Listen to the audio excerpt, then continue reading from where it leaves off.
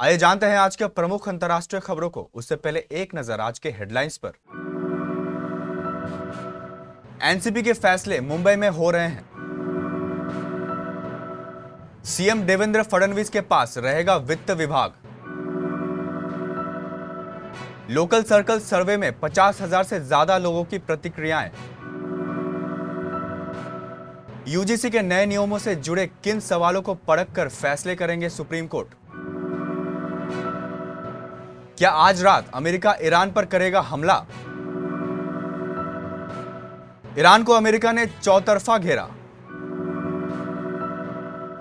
बलूचिस्तान में बागी बलोचों का एक साथ 12 शहरों पर हमला। चांदी ऑल टाइम हाई से 1.28 लाख हुई सस्ती। सेकेंड सैटरडे को रिकॉर्ड तोड़ कमाई करेंगे बॉर्डर 2।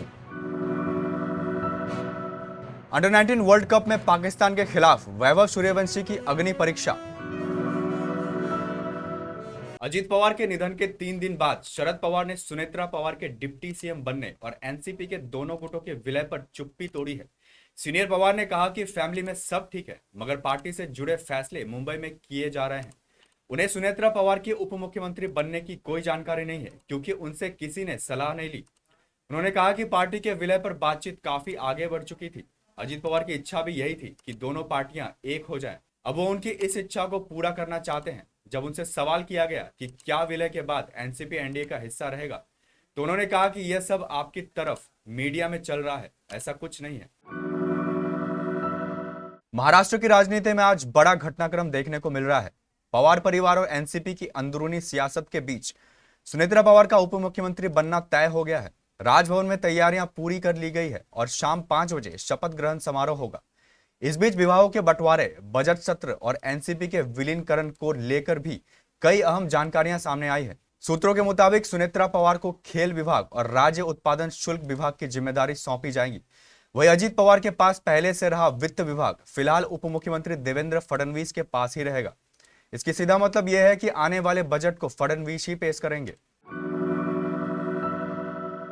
देश में मोटापा तेजी से बढ़ रहा है। आर्थिक सर्वेक्षण 2026 में इसे गंभीर सार्वजनिक स्वास्थ्य संकट बताया गया है। 2026 में इसे गंभीर सार्वजनिक स्वास्थ्य संकट बताया गया है। सर्वेक्षण 29 जनवरी को संसद में पेश हुआ। इसमें कहा गया है कि खराब खानपान और निष्क्रिय जीवन शैली इसकी बड़ी वजह है। लोकल सर्कल्स के ताजा सर्वे में सामने आया है कि 4 में से 3 यानी लगभग 76% भारतीयों के करीबी सर्कल्स में कोई ना कोई व्यक्ति मोटापे से पीड़ित है। वहीं 64% लोगों ने बताया कि उनके जानने वाले मोटे लोग आमतौर पर बैठकर काम करने वाले होते हैं, एक्सरसाइज नहीं करते और तैलीय या प्रोसेस्ड खाना खाते हैं। गुरुवार 29 जनवरी को सुप्रीम कोर्ट ने इन नियमों पर रोक लगा दी। सुप्रीम कोर्ट ने कहा कि जब तक कोर्ट आगे इस पर फैसला नहीं देती, तब तक 2012 के नियम लागू रहेंगे। कोर्ट ने कहा, प्रथम दृष्टया इन नियमों के कुछ प्रावधानों में अस्पष्टताएं थी और इसके दुरुपयोग की संभावना को अनदेखा नहीं किया जा सकता। कोर्ट के मुताबिक कुछ सवाल है जिन पर विस्तृत जांच की जरूरत है। कोर्ट का पहला सवाल जाति आधारित भेदभाव की परिभाषा से जुड़ा था। नए नियमों में यूजीसी ने जाति आधारित भेदभाव की परिभाषा जोड़ी थी। इसके पहले यूजीसी के पुराने नियमों में केवल भेदभाव की परिभाषा थी। नए नियमों में भेदभाव के साथ जाति आधारित भेदभाव को अलग से परिभाषित किया गया है। इन नियमों में कहा गया है कि अगर किसी अनुसूचित जाति, अनुसूचित जनजाति और अन्य पिछड़ी जाति के स्टूडेंट्स के साथ केवल उनकी जाति के आधार पर भेदभाव हो, तो वह जाति आधारित भेदभाव की परिभाषा में आएगी। इस परिभाषा में जनरल कैटेगरी या सामान्य श्रेणी के स्टूडेंट्स के ना होने पर विवाद चल रहा है। कोर्ट ने कहा है कि उन्हें यह देखना होगा कि जाति आधारित भेदभाव को अलग से लाने की जरूरत है या नहीं, जब भेदभाव की एक परिभाषा नए नियम में दी गई है। साथ ही कोर्ट ने यह भी कहा कि जाति आधारित भेदभाव के नियम को लागू करने की प्रक्रिया इन नियमों में नहीं बताई गई है। अमेरिका और ईरान के बीच तनाव लगातार बढ़ रहा है। अमेरिकी नौसेना का USS Abraham Lincoln career strike group Iran के जल क्षेत्र के बेहद करीब पहुंच चुका है, जिसके बाद सवाल तेज हो गया है कि क्या अमेरिका वाकई ईरान पर सैन्य हमला करने की तैयारी कर रहा है। इस माहौल में पेंटागन में अचानक बढ़ी पिज़्ज़ा की बिक्री को देखकर लोग अनुमान लगा रहे हैं कि हमला होगा या नहीं, और इसी वजह से एक बार फिर पेंटागन पिज़्ज़ा इंडेक्स की थ्योरी की चर्चा है। क्या है ये थ्योरी? पेंटागन पिज़्ज़ा इंडेक्स एक पुरानी, अनऑफिशियल लेकिन दिलचस्प थ्योरी है जो दशकों से सुनी जाती रही है। इसके अनुसार जब पेंटागन में देर रात तक पिज़्ज़ा की डिमांड बढ़ने लगती है, खासकर तब जब सुरक्षा या विदेश नीति से जुड़ी मीटिंग लगातार चल रही हो तो माना जाता है कि कोई बड़ा फैसला या संभावित सैन्य ऑपरेशन नजदीक है। वजह यह है कि संकट के समय पेंटागन में देर रात तक मीटिंग्स होती हैं। अधिकारी बाहर से जल्दी खाना मंगाते हैं और पिज्जा हमेशा सबसे आसान विकल्प माना जाता है। अमेरिका के दर्जनों C-17 और C-5 मिलिट्री जहाज मिडिल ईस्ट में सैन्य ठिकाने पर सैन्य सामानों को उतार रहे हैं।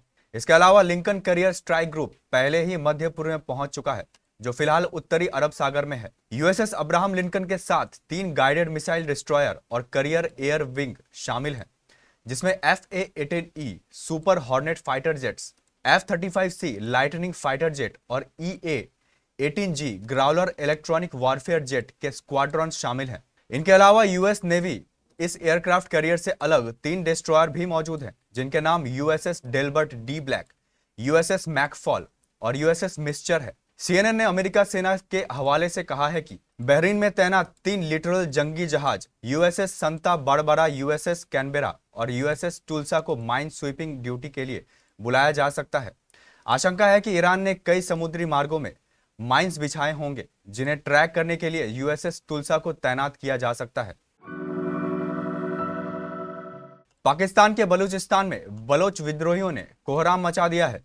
बलोच लिबरेशन आर्मी ने बलूचिस्तान प्रांत के कई शहरों में एक साथ हमला कर कई थानों और सरकारी भवनों पर कब्जा कर लिया है। शनिवार को बलूचिस्तान में बलोच विद्रोहियों, विशेष रूप से बलोच लिबरेशन आर्मी के जैंद गुट ने ऑपरेशन हेरोफ के पेज 2 के तहत बड़े पैमाने पर हमला किया है। बागी बलोचों ने कई पुलिस स्टेशनों पर कब्जा कर लिया है। बलोच विद्रोहियों के अचानक हमले से बैकफुट पर आई पाकिस्तान फौज को अपने पोस्ट छोड़कर भागना पड़ रहा है। पाकिस्तान के जियो न्यूज के अनुसार इस हमले में अब तक 10 सुरक्षा कर्मियों की मौत हुई है, जबकि पाकिस्तान सरकार का दावा है कि 58 आतंकी मारे गए हैं।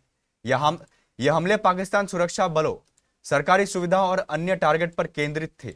इन हमलों को काफी बड़ा माना जा रहा है, क्योंकि 12 से अधिक स्थानों पर एक साथ रिपोर्ट किए गए हैं। दुनिया भर के बाजारों में सोने चांदी के भाव में बीते 2 दिनों से भारी गिरावट देखी जा रही है। आज 31 जनवरी को भी इंटरनेशनल मार्केट में गोल्ड सिल्वर के रेट घटे हैं। हालांकि मल्टी कमोडिटी एक्सचेंज आज बंद है। MCX में ट्रेडिंग शनिवार और रविवार को नहीं होती है। हालांकि कल यानी 1 फरवरी को MCX खुला रहेगा, लेकिन पिछले 2 सेशन के आंकड़े साफ बता रहे हैं कि सोना चांदी में आई हालिया तेजी के बाद अब तेज करेक्शन देखने को मिल रहा है। आखिर क्या है इस बड़ी गिरावट के पीछे की असली वजह? क्या अभी सोना चांदी और सस्ता होगा? रॉकेट की रफ्तार से चढ़े सोना चांदी के दाम बजट से पहले अपने ऑल टाइम हाई से काफी सस्ते हो गए हैं। इसलिए सबसे बड़ा सवाल यह है कि क्या वित्त मंत्री निर्मला सीतारमण इस रविवार 1 फरवरी को गोल्ड से जुड़े कुछ बड़े ऐलान कर सकती हैं। सनी देओल का 2.5 किलो का हाथ बॉक्स ऑफिस से जल्दी हटने वाला नहीं है, क्योंकि फिल्म बॉर्डर 2 ने 8 दिनों में भारत में 250 करोड़ पार की कमाई हासिल कर ली है, जबकि वर्ल्ड वाइड आंकड़े 350 करोड़ तक पहुंच गया है। लेकिन अब दूसरे वीकेंड पर यह आंकड़ा 500 करोड़ की तरफ बढ़ने की तैयारी कर रहा है। ऐसा हम नहीं, बल्कि 9वें दिन की एडवांस बुकिंग कह रही है, जिसमें केवल 2 घंटों में 75% की बढ़ोतरी देखी गई है।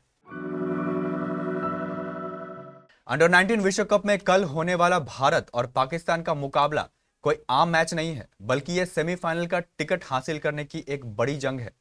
इस महामुकाबले में सबकी नजरें भारत के युवा सनसनी वैभव सूर्यवंशी पर टिकी है। वैभव, जिन्होंने अपने छोटे से करियर में कई बड़ी टीमों को धूल चटाई है, उनके लिए पाकिस्तान अब भी एक ऐसी पहेली बना हुआ है जिसे वो सुलझा नहीं पाए हैं।